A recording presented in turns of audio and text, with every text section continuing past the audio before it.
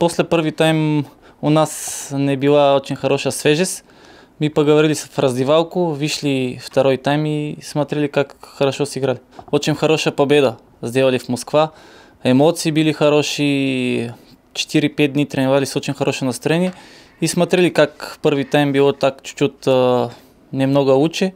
Второй тайм очень хорошо сыграли. Для меня важно, команда будет всегда так вверху.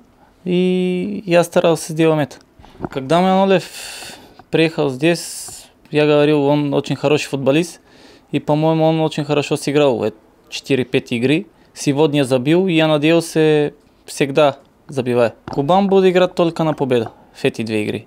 С никто не будет разговор, никто не будет помощь, будет играть на победу. Для футболистов, для тренера и для болельщиков.